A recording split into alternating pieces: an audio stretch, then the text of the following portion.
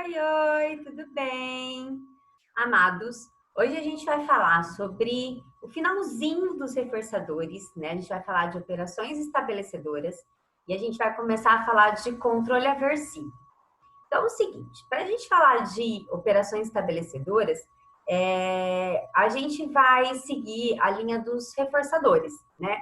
A gente já falou que o reforço depende da pessoa, né? Que o reforço não é reforço para todo mundo, que o reforço ele pode mudar ao longo do tempo, né? Uma coisa que era muito reforçadora para mim quando eu era criança já não é mais, né? Quando eu sou adulta, ou uma coisa que não era agora é, né? Então o reforçador ele muda de acordo com o momento da nossa vida e ele pode mudar até a força que ele tem no decorrer de um dia, né? Dependendo então de alguns estados corporais ou estados de privação e de saciação, que são os principais fenômenos da operação estabelecedora. Então, o que é isso? A operação estabelecedora é quando algum evento anterior ao comportamento ele muda a força de um reforçador. Então, assim, se a gente pensar em privação, quando a gente está privado de algo, o reforçador ele ganha força, ele é muito melhor, porque a gente está sem aquele negócio. Meninas que querem uma bota de inverno me entenderão. Né? Então, assim, a gente quer muito, nossa, aquele negócio é muito lindo, eu preciso daquilo para sobreviver. Né? Se a gente pensar um pouco nos incondicionados, né? Pensa que a gente está lá no deserto e não tem água, e aí eu preciso tomar água, minha boca está seca, e quando eu encontro uma água, ela é a melhor água que eu já vi em toda a minha vida, né? Então, assim, a água ganha uma força, um poder reforçador gigante, né? Por outro lado, se eu acabei de tomar 1 litro de água e alguém me ofereceu, estou saciado de água, estou plena de água, alguém me oferece água e eu posso até tomar um golinho, mas a água não tá tão gostosa, ela não tá tão reforçadora, sabe? Então, os estados de privação e de saciação, eles são operações estabelecedoras que mudam a força de um reforçador, tá? Eu vou deixar um texto para vocês da Verônica Aidu, foi minha prof do mestrado, ela é bem bacana, bem fantástico. É um texto bem curtinho, de uma folhinha e um pedacinho assim, falando sobre operações estabelecedoras. E eu queria só trazer um trecho, né, que ela coloca lá no, no texto dela, no artigo dela, que é a seguinte. Olha que bacana. Exemplos de operações estabelecedoras, então, incondicionadas, né, que a gente falou ali um pouquinho. Que a gente pode estar em privação, saciação de água, de alimento, de sono. Quando a gente está em privação de sono, se passou a noite inteira sem dormir, o reforço de outras coisas, tipo, você não vê graça nas coisas, sabe? É nesse sentido que a gente está falando. O reforço, ele perde a força, né? Ou então, se a gente está lá, a gente dormiu um monte, daí você fala, vamos fazer um negócio? Vamos! Quero fazer? Quero! Parece que a nossa motivação muda e a força do reforçador é alterada, né? Se a gente pensar em mudança de temperatura, né, sair de casa, que é uma coisa que pode ser bem reforçador, em um tempo de frio, você fala, ai, acho que eu não vou, né? Ele é tipo um antecedente que muda a chance de você fazer alguma coisa, porque o reforço perde a sua força. Para quem gosta de frio, ótimo, muito bem, obrigada, sai mesmo, e é tudo muito mais gostoso, né? Então, isso aqui, a gente está falando de coisas que são também bem individuais, né? Pessoas que têm mais resistência ou menos resistência à temperatura podem ter reforçadores diferentes, tá? Quando a gente está com alteração hormonal, pode ter também um reforço que perde sua força ou ganha sua força, tá?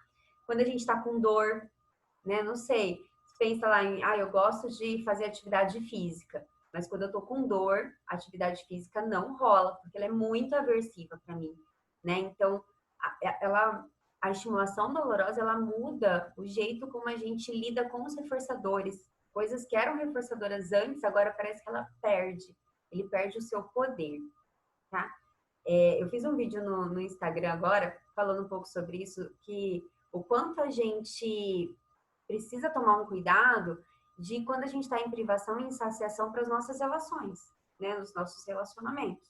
Então, se a gente pensar que pessoas que estão privadas, o reforço ele é muito mais forte, e pessoas que estão saciadas, o reforço ele é pequeno, então pessoas que estão num relacionamento de muito tempo tendem a valorizar pouco os seus parceiros, né? Então acha que aquilo ali tudo é normal. Ah, eu tô plena de relacionamento, eu tenho a pessoa todos os dias, então pode ser que eu valorize menos. E se eu tô em privação, se eu tô há muito tempo sozinha e eu tô procurando alguém, e aí chega alguém que faz uma coisinha assim, eu falo, nossa, ele é o cara, né? Então, quando a gente está privado, o reforço ele ganha força, ele ganha magnitude, ele parece muito sensacional. Então, só para a gente tomar um pouco de cuidado, porque privação e saciação interferem na força do reforçador, né? No poder que esse reforçador tem na nossa vida. Então, o outro, se ele é um reforçador e a gente está privado, ele vai ser muito forte.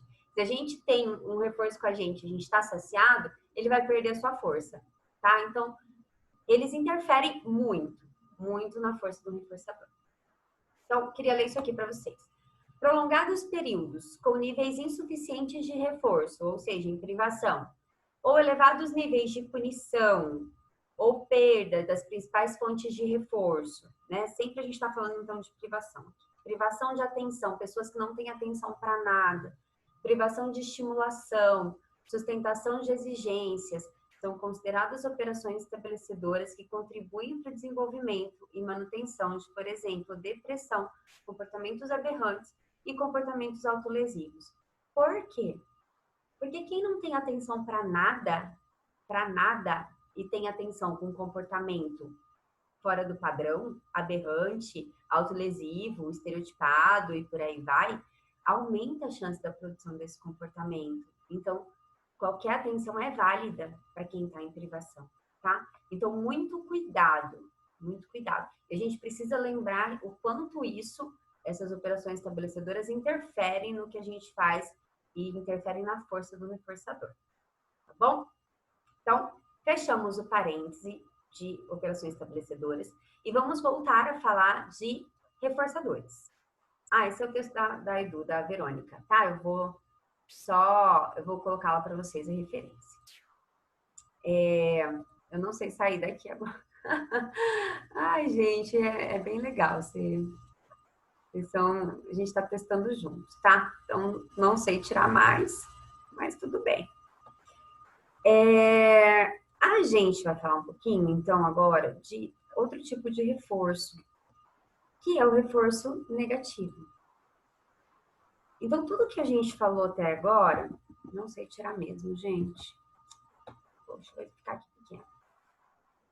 Tudo que a gente falou até agora remete ao reforço positivo. Vou aumentar assim, daí a gente se vê melhor. O reforço positivo é quando a gente acrescenta algo que é reforçador para o outro, né? Então, a gente falou de dar um reforço verbal, a gente falou de ganhar dinheiro, né? Então, a gente acrescenta algo que é bom, né? A gente acrescenta um reforçador como consequência do comportamento da pessoa, tá? Então, isso, reforço positivo, que a gente falou até agora. Então, a gente aumenta a chance de um comportamento acontecer pelo acréscimo. Vou colocar um quadro aqui, já que não vai rolar. Boa. Pelo acréscimo de algo. Então, olha só. Gente, muita paciência com a prof. Vamos lá. O que a gente falou até agora?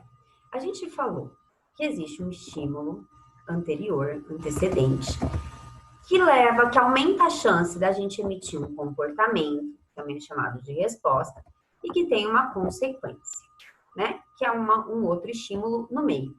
Então, quando eu falo lá, o meio interfere no comportamento, o comportamento interfere no meio, a gente está falando basicamente dessa relação de tríplice contingência, que a gente já falou em algum outro momento. Então, eu tenho um estímulo, que é o meio, que daí a gente pode falar dos ambientes sociais, histórico, físico, tá? Que a gente já falou. Então, o meio interfere no que eu faço, o que eu faço gera uma consequência, e essa consequência aqui interfere na chance do meu comportamento acontecer de novo no futuro. Hoje, a gente falou de operações estabelecedoras. As operações estabelecedoras, elas influenciam como se elas estivessem aqui um pouquinho antes, tá? É uma informação que vocês precisam saber que ele existe, mas a gente não vai bater muito nessa tecla porque a gente está falando de princípios básicos nesse momento. Mas em outro momento, eu acredito que lá pelo ano que vem, vocês vão falar um pouquinho mais de operação estabelecedora e o quanto ela interfere nisso, tá? Hoje eu preciso que vocês saibam que isso existe, beleza? Então, eu tô falando aqui de um estímulo que gera um comportamento e que tem uma consequência. Essa consequência é onde fica o reforço, né? Então, a gente falou até agora de reforço positivo. Que é quando a gente acrescenta um estímulo reforçador. A gente chama de S+. O que é um estímulo reforçador? Então, é algum evento que aumenta a chance do meu comportamento acontecer. Sempre que a gente fala em reforço, a gente está falando de uma consequência que aumenta a probabilidade. Então, vou só escrever aqui, ó. Reforço. Consequência que aumenta a chance do meu comportamento voltar a ocorrer de novo. Voltar a ocorrer. E se eu estou falando que é um reforço positivo, ele aumenta a chance porque acrescenta um estímulo reforçador positivo. Tudo bem? Então, aqui, o que eu estou falando? Eu estou falando de alguém que faz birra e eu acrescento o que a criança dá, o que a criança quer. Eu estou falando de alguém que usa uma roupa e alguém fala, nossa, que roupa bacana. Eu estou falando de alguém que pede água e a mãe pega. Então, a mãe pegar a água, ela aumenta a chance de eu pedir água para ela de novo, porque ela está acrescentando um estímulo reforçador positivo, que é a água. Tudo bem? Ela está acrescentando, então, algo bom. Algo que aumenta a chance. Né? É um evento positivo, algo bom para mim. Aí, então, até agora, tudo que a gente falou até agora é de reforço positivo. Hoje, a gente vai falar um pouco sobre um outro tipo de reforço, que a gente fala que ele é um controle aversivo. Então, a gente está entrando no capítulo 4 do Moreira e Medeiros para falar de controle aversivo. Então, só lembrando que controle não é uma coisa feia, controlar o comportamento do outro, que a gente é o saci, né? E a gente está manipulando o coleguinha e tal. Falar de controle é só a gente quer entender qual é a relação entre um comportamento e uma consequência.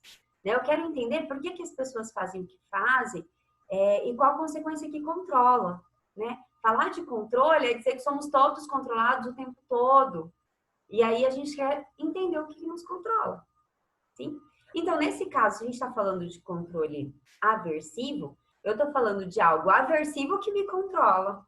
Certo? Então, nesse sentido, não é uma coisa muito boa para o indivíduo, para mim, ser controlado por controle aversivo, tá? Mas a gente é controlado mesmo assim, queiram vocês ou não, né? Queiramos todos nós ou não, eu não gostaria de ser controlada pelo aversivo, gostaria de ser controlada só por reforço positivo, porque esse tipo de reforço ele é bom para mim, enquanto indivíduo, né? Eu faço as coisas e eu tenho a consequência reforçadora. Porém, na nossa vida, nem tudo é reforço positivo. Tá? Poderia ser. E a gente vai... o Skinner tem um livro que chama Walden 2. E no Walden 2, ele está pensando numa sociedade ideal, em como as pessoas poderiam ser muito mais felizes, trabalhando com aquilo que elas gostam. Cerca de 4 horas por dia seria o essencial, né? Assim, trabalhando pela sobrevivência, pela subsistência e tal. E aí ele fala que é uma sociedade só pautada em reforço positivo. É utópico, tá? Hoje a gente está muito longe dessa sociedade, muito, muito longe. E o que mais nos controla, com certeza, sem sombra de dúvida, é o controle aversivo, que a gente vai começar a falar hoje. Então, eu só quero separar esses dois tipos de reforço. E na aula que vem a gente começa a falar de punição, tá? Então, Reforço positivo é isso. Aumenta a probabilidade do comportamento voltar a acontecer porque acrescenta algo bom, um reforço positivo. Quando a gente está falando dessa consequência aqui, enquanto reforço negativo, eu estou falando de uma consequência que também aumenta a chance. Oxe, gente, isso aqui não funciona, mas tá bom. No reforço negativo, eu tenho uma consequência. Sempre que a gente fala de reforço, é uma consequência que aumenta a chance. Aumenta a chance do comportamento voltar a ocorrer. Certo? Então, reforço aumenta. Reforço positivo aumenta, reforço negativo aumenta. Reforço sempre aumenta a chance de eu fazer aquilo de novo. Se o reforço positivo é pelo acréscimo de um estímulo reforçador, no reforço negativo a gente volta a fazer pela retirada de um estímulo aversivo, tá? Então, o que isso aqui quer dizer? Eu faço de novo porque eu quero retirar, porque eu vou retirar algo que é aversivo para mim. Então, por exemplo, o rato, né, que pressiona a barra para ganhar comida. Ele pressiona a barra e ele tem comida, aumenta a chance dele pressionar a barra pelo acréscimo de um estímulo reforçador, que é a comida. Se por acaso, nessa mesma caixinha, ao invés de ele ganhar comida, ele tenha choque, e aí pressionar a barra leva à retirada do choque, ele pressiona a barra, resposta, e a consequência é a retirada do choque, a gente está falando de um comportamento que tem a chance de voltar a acontecer, aumenta a chance pela retirada do choque, que é um aversivo. Então, nesse caso do choque, a gente está falando de um reforço negativo, tá? Pessoas que vão à aula para não ficar com falta. Então, o comportamento aumenta a chance de acontecer pela retirada da falta. Então, vocês vão à aula, quem vai só por falta, vai à aula por reforço negativo, certo? Colocar um óculos de sol. Por que a gente usa óculos de sol? Então, a gente coloca o óculos e a gente evita, a gente deixa para depois, a gente não tem contato com a luz do sol. Então, o óculos de sol, colocar um óculos de sol tem como consequência retirada da iluminação forte, que prejudica a retina, que dói os olhos e tal. Então, aumenta a chance de eu colocar óculos de sol novamente.